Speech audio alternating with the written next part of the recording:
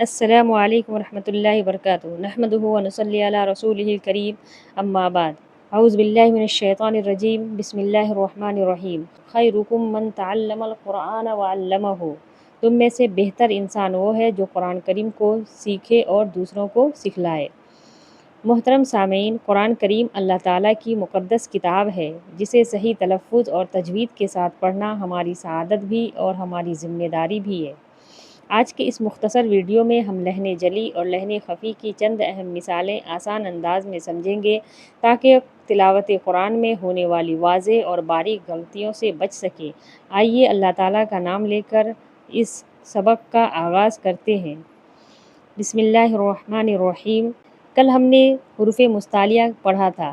اس میں ہم نے تجوید کے بارے میں، تجوید کیا ہوتا ہے، تجوید کے لغوی معنی، اصطلاحی معنی، یہ سب ہم نے کل پڑھے تھے۔ آج ہم پڑھیں گے غلطی کے اقسام۔ غلطی کتنی طرح کی ہوتی ہے؟ جب ہم قرآن کی تلاوت کرتے ہیں، پڑھتے ہیں تو ہمارے ساتھ کتنی طرح کی غلطیاں ہوتی ہیں۔ قرآن پاک پڑھتے ہوئے ہم سے جو غلطیاں ہوتی ہیں ان کے دو اقسام ہیں۔ کتنے اقسام ہیں؟ دو اقسام ہیں۔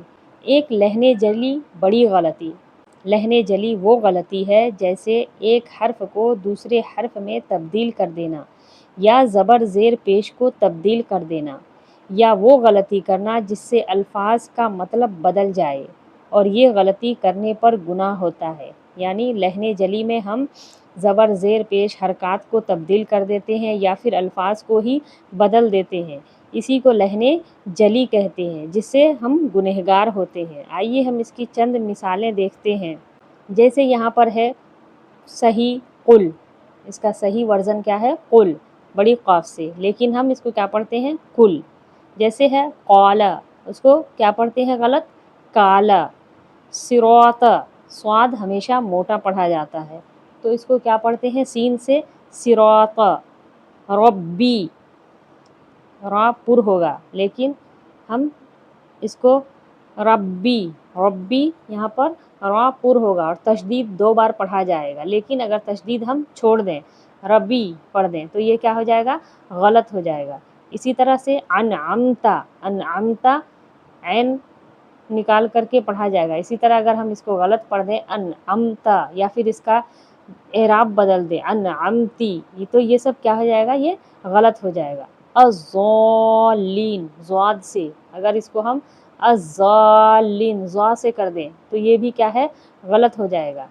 حدیث ہے ترمذی شریف کی، حدیث میں کہا گیا ہے ان القرآن یتلا کما انزل، قرآن کو ویسا ہی پڑھو جیسا نازل کیا گیا۔ مطلب قرآن کو صحیح تلفظ کے ساتھ، صحیح قواعد کے ساتھ پڑھنا چاہیے جیسا کہ اس کو پڑھنے کا حق ہے، لیکن ہم سیکھتے نہیں اور ہم اپنے طرح سے پڑھتے ہیں قرآن کو۔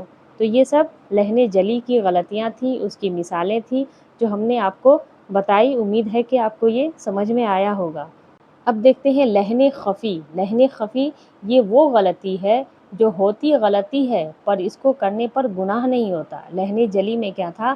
اس کو کرنے سے ہم گنہگار ہوتے ہیں، ہم پر گناہ لازم ہوتا ہے، اس لیے کہ جب ہم اس کو دوسرے ورڈ میں بدل دیتے ہیں، جب ہم بڑی ہا کو چھوٹی ہا کر دیتے ہیں تو وہاں پر کیا ہوتا ہے؟ اس کے مطلب معنی جو ہوتے ہیں وہ تبدیل ہو جاتے ہیں، بدل جاتے ہیں، اس لیے ہم گنہگار ہوتے ہیں۔ لیکن لہن خفی میں ایسا نہیں ہے، گنہگار تو نہیں ہوتے لیکن یہ بھی کیا ہے؟ ایک غلطی۔ خفی مطلب ہلکا، خف کے مطلب ہوتا ہے ہلکا، تو اس لیے یہ ہلکی غلطی ہے، اس میں گناہ نہیں ہوتا لیکن ہے یہ بھی غلطی ہی۔ جیسے را کو موٹا یا باریک پڑھنا، تو تجوید میں انسان ایسے اصول پڑھتا ہے جس سے اسے اپنی غلطی کا پتہ چل سکتا ہے، جس سے وہ بڑی اور چھوٹی غلطی سے بچ سکتا ہے۔ مطلب ان چھوٹی بڑی غلطیوں سے ہم کو کون بچائے گا؟ تو وہ تجوید ہی بتائے گا، تجوید کے اصول بتائیں گے۔ جب ہم تجوید کو سیکھیں گے، پڑھیں گے، تب جا کر کے ہم یہ سب بڑی چھوٹی اور باریک غلطیوں سے بچ پائیں گے۔ تو چلیے ہم اس کی بھی کچھ مثالیں دیکھتے ہیں۔ جیسے من شرری، یہاں پر کیا ہوگا؟ میو شرری، اخفا ہوگا، تو اخفا کو صحیح طریقے سے ادا نہ کرنا، تو یہ کیا ہے؟ لہن خفی کی غلطی ہے۔ من ربہم، ادغام بلا غنہ، یہ سب چیز ہم آگے پڑھیں گے کیا ہوتا ہے ادغام بلا غنہ، ادغام مال غنہ، تو یہ سب چیز ہم آگے پڑھیں گے۔ بہرحال یہاں پر غنہ نہیں ہوگا، من ربہم صاف صاف پڑھا جائے گا۔ تو ادغام بلا غنہ کو صحیح ادا نہ کرنا یہ لہن خفی کی غلطی ہے۔ انا اس میں غنہ کا پورا ادا نہ کرنا، انا نون مشدد ہے تو یہاں پر غنہ ہوگا، کیسے پڑھا جائے گا؟ انا ولا ضالین، مد لازم کو مطلوبہ مقدار سے کم پڑھنا، مطلب جو مد لازم کو جتنا کھینچنا چاہیے اتنا نہیں کھینچ کر پڑھنا، یہ سب کیا ہے؟ لہن خفی کی غلطی ہے۔ احد دال کے اوپر قلقلہ ہوگا، اب قلقلہ یہ سب چیز ہم آگے ایک ایک کر کے پڑھیں گے۔ قلقلہ کہتے ہیں آواز کا ٹکر کھا کر الگ ہونا، یہ 5 حروف ہیں، قاف تا با جیم دال، تو یہاں پر دال آیا ہے لاسٹ میں اور وقفہ ہو رہا ہے تو یہاں پر آواز ٹکر کھا کر الگ ہوگا، جیسے احد، تو اس کا صحیح نہ ادا کرنا، یہ سب کیا ہے؟ غلطیاں ہیں۔ رب العالمین، را کا تخفیف یا ترقیق غلطی کرنا، مطلب باریک پڑھنا، تو یہ سب چیز کیا ہے؟ لہن خفی کی غلطیاں ہیں۔ تو یہ سب ہمارا کب درست ہوگا، کب صحیح ہوگا؟ جب ہم کو تجوید کا علم ہوگا، اس لیے تجوید کا علم ہمارے اوپر فرض ہے، ہمارے کو سیکھنا بالکل ہمارے اوپر ضروری ہے۔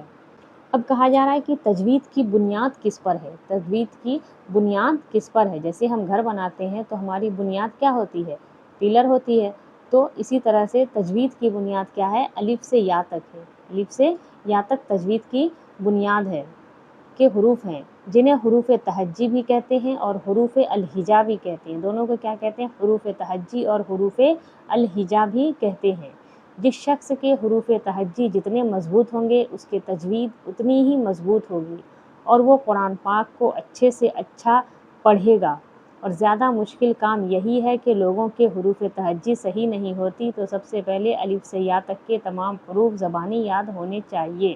مطلب کہا جا رہا ہے کہ حروف تہجی ہی اصل ہے، جب تک ہم حروف تہجی کو اچھے مخرج کے ساتھ اچھے سے نہیں پڑھیں گے، کون سا ورڈ کہاں سے ادا ہوتا ہے، کون حلق سے ہوتا ہے، کون زبان کی نوک سے ہوتا ہے، کون تالو سے ہوتا ہے، تو کون سا ورڈ موٹا پڑھا جائے گا، کون سا باریک پڑھا جائے گا، یہ سب چیز ہم کب سیکھیں گے؟ جب تک ہم یہ حروف تہجی میں ہی سیکھیں گے۔ اگر ہمارا حروف تہجی اچھا ہو جائے گا اور ہم اس کو پورے قواعد کے ساتھ اگر حروف تہجی ہم سیکھ لیتے ہیں تو ہمارا قرأت کرنا، قرآن پڑھنا ایک دم اچھا ہو جائے گا۔ اب حروف تہجی کسے کہتے ہیں؟ یہاں پر دیا ہوا ہے، یہ کتنے ٹوٹل 29 حروف ہیں، جیسے الف، با، تا، سا، جیم، ح، خ، دال، ذال، را، ز، سین، شین، صاد، ضاد، طا، ظا، عین، غین، فا، قاف، کاف، لام، میم، نون، واو، ہا، حمزہ، یا۔ یہ ٹوٹل 29 حروف ہیں، ان کی مخارج کی پریکٹس آگے کے اسباق میں ہوں گے، آگے ہم ان سب چیز کے بارے میں ڈیٹیل سے پڑھیں گے۔ موٹے پڑھے جانے والے حروف یہ 7 ہیں، خ، صاد، ضاد، طا، ظا، غین، قاف، یہ 7 حروف ہیں جنہیں ہمیشہ موٹا اور بھاری آواز کے ساتھ پڑھا جاتا ہے۔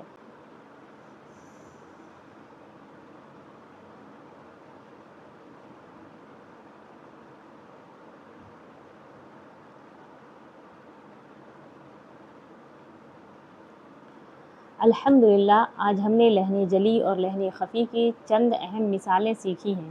اللہ تعالیٰ ہمیں قرآن کریم کو صحیح تلفظ، تجوید اور ادب کے ساتھ پڑھنے، سیکھنے اور دوسروں کو سکھانے کی توفیق عطا فرمائے۔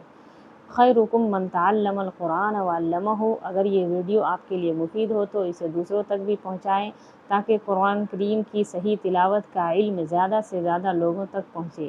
اللہ تعالیٰ ہمیں قرآن کا سچا طالب علم بنائے، آمین۔ السلام علیکم ورحمۃ اللہ وبرکاتہ۔ ویڈیو کو لائک، شیئر، سبسکرائب کریں اور دوسرے لوگوں تک پہنچائیں۔